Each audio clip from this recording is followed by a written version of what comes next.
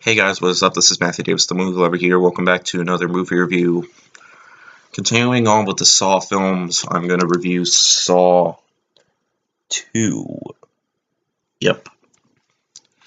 And, oh yeah, one thing about this set is it is a 3-disc set. It contains all 7 of the films.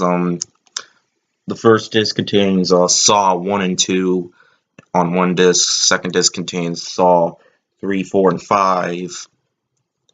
And of course, the last disc contains the last 2. So now I'm going to review Saw 2. Yes, I have been rewatching these movies, so in order for me to review them, they have to refresh my memory. Because basically, when I think of Saw, I basically think of the same thing, just gore and stuff. So yeah, Saw 2 is where things change up. They focus pretty much most on gore, except it's not as gory as the other few films. The second film doesn't take any psychological elements or bring up the characters' paths. No. It basically focuses on a group of people trying to figure out Jigsaw's traps, and I really like the opening trap. It's basically kind of like the first film where that girl was trapped in with this thing on her head and she has to try to get out. Yeah, the beginning is kind of like that, except there are spikes in like this cage or something, and if he doesn't get out, it's pretty. It does have a timer, just like in that trap, but basically it's spikes, and of course he doesn't make it, and yeah, so basically this group of people, of course, has to figure out Jigsaw's traps. Jigsaw, to be honest, isn't really a serial killer. At least that's what they say in the film. He's not. He wants them to get out alive.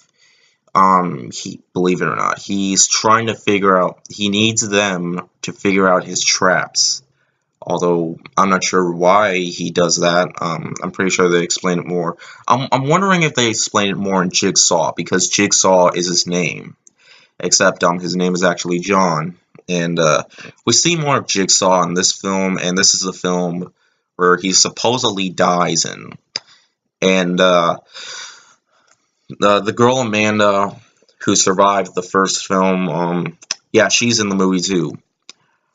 This has a very unique uses of traps. Like there's one in, I think, is a furnace, but really, some of the things the characters do is absolutely stupid. Like there's this one scene where they're trying to get like this syringe or something. They're supposed to get the syringe, and a girl was supposed to get this key, but ends up finding the syringe and tries to get it out, but she gets her hand stuck in these blades. The syringe is in this box, and she puts her hand through this thing of blades. She tries to get it out, but just ruins it. And she puts her other hand through it, and she messes it up, and she's basically stuck in there and can't get out. Man.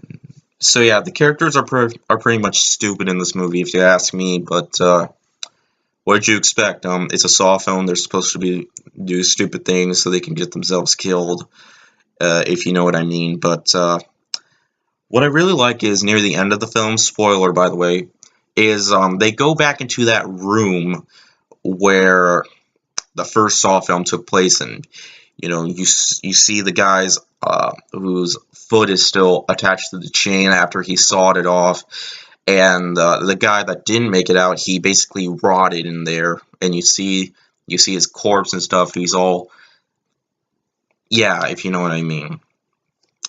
But Saw 2, I think, is a good sequel, but it's not a perfect Saw film. I will say it's one of the best in the series. Saw 2 does bring stuff new. This is where it brings stuff new and brings in the blood and stuff and much more of that. And it does have some creative puzzles or traps or stuff, like when they're trying to get the key out of like this thing that's filled with syringes, and it's one that where a guy goes up to the door and the peephole has a gun throughout. Has a gun and basically shoots him in the head. And yeah, I'm gonna give Saw 2 a 3.5 out of 5. So yeah. Hope you guys enjoyed. I will have more reviews of the Saw films this week, leading up to Jigsaw. So yeah, hope you guys enjoyed this video, and I'll see you guys later. Word out.